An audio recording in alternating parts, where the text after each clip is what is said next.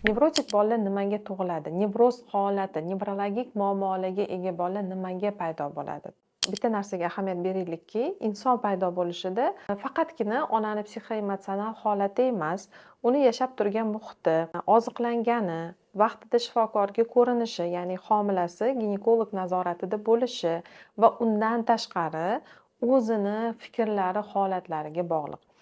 Agarda ona pala-partish ovqatlanish tizimida bo'lsa, man hozirgacha kuzataman, ming afsus, bor shunaqa holatlar. Homila paytida sigaret chekadiganlar yoki bo'lmasam kimik moddalar ko'p qo'shilgan ovqatlar yeydigan, har xil endi-de yegim kelyapti hozir.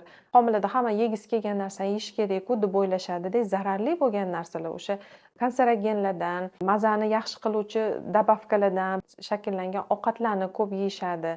Undan tashqari hayot tarzi o'zini pala-partish, ya'ni uyqu rejimi ham yo'q, doim stressda bo'lgani uchun ham bolalar shunaqa nevrologik kasalliklar bilan tug'ilishga moyil bo'lib qoldi.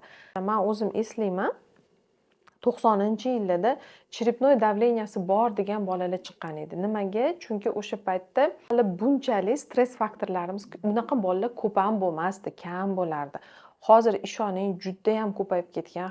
Deyarli ko'pchilik bolalarda nevrologik muammolar bilan tug'ilishadi. Keyin u nevrologik muammolarni injiqligini deb o'ylashadi, xarakteri yomon deydi. Xullas, o'zi bitta nevrologik muammoni hal qilish uchun 1 yil emas, 2 yil emas, kamida 10 yil, 12 yil vaqt ketadi. Ana endi qarang, o'ylab qaranglar, 10-12 yil vaqtimizni o'sha vaqtida qochirgan 9 oy homiladan oldingi vaqtda farzandni rejalashtirishdan oldin va homila vaqtimizni to'g'ri o'tkazsa qizlarimiz, kelinlarimiz, ayollarimiz o'sha narsani biz qancha yillik vaqtini ekonom qilgan bo'lamiz. O'sha nevrologik bolalar faqat sizga ziyon keltirmaydi, faqat sizga muammo qilmaydi, bolalarning o'ziga ham qiyin. Ular o'zi ham o'z holatidan aziyat chekadi. Masalan, meni mijozlarim orasida shunaqa bitta mijozim bo'lganlar, bolalarini olib kelganlar, 15-14 yoshli yigit. Muammo nimada?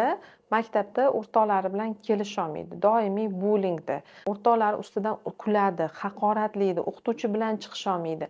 Bularni hammasini tagiga yetib borsak, kelib chiqyapti. To'g'ri, unda asabi joyida emas, to'g'ri u o'rtoqlari bilan tez urushib qoladi. To'g'ri, uni tilida nuqsonida, gapirishda nuqsoni bor.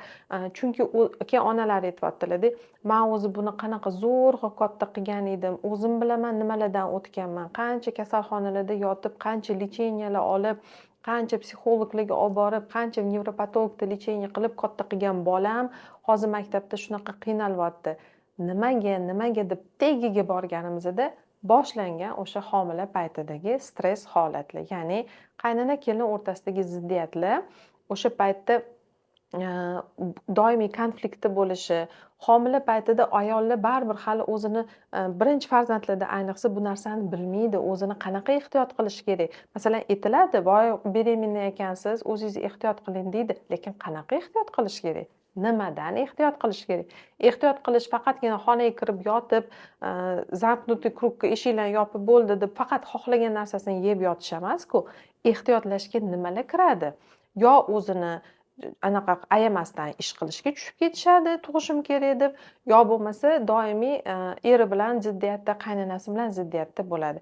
Ehtiyotlash qayerdaligini bilmaganimiz uchun ana o'sha joydan boshlanib muammolar katta yoshda, 15 yoshda o'sha bolani meni xonamda o'tirishiga majbur qilgan.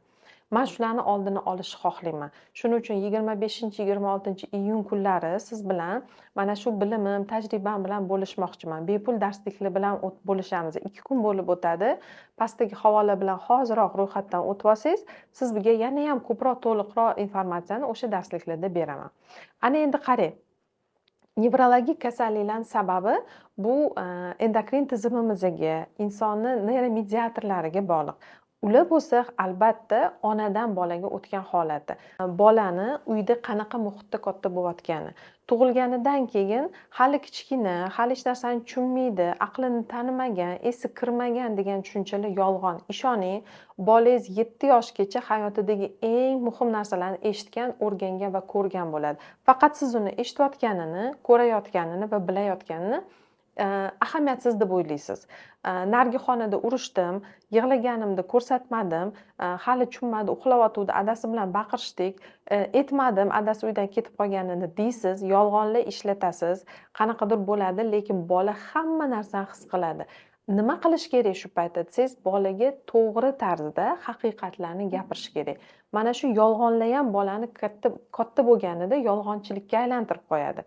Onalar og'riqli xabarlarni, qanaqadir masalan ajrashganini, urushib qolganini, muammo bo'layotganini bolasiga qanaqa aytishni bilmaydi. Buni usullari bor, to'g'ri gaplashish yo'llari bor. Buning uchun bilim kerak. Agar siz o'sha qanaqadir hayotingizda qiyin etapdasiz, qiyinchiliklar bor, hammada bo'ladi. Bu bitta sizda yoki bitta menda emas. Absolyutno hammamiz hayotda qanaqadir qiyinchiliklardan o'tamiz. Ana o'sha paytidagi narsani bolaga to'g'ri, bolacha tilda to'g'ri aytishni o'rgansangiz, buni yechimi juda ham oddiy bo'ladi. Bola nima deb tushunadi? Ha, bo'ldi, bizda muammo bor ekan, kattalar buni yechimini bilarkan, demak o'tib ketadi deydi, u bolaligini yashaydi. Lekin bizda ota-onalar buni bekitgani uchun bola напряжение his qiladi, uyda nimadir neto'ligini his qiladi. Homila paytida onani qornida siqiladi, gipoksiya, afiksiya degan muammolar bilan tug'iladi. Masalan, chunki bolani olib kelganda men albatta so'rayman, tug'ruq qanaqa o'tgan edi deyman.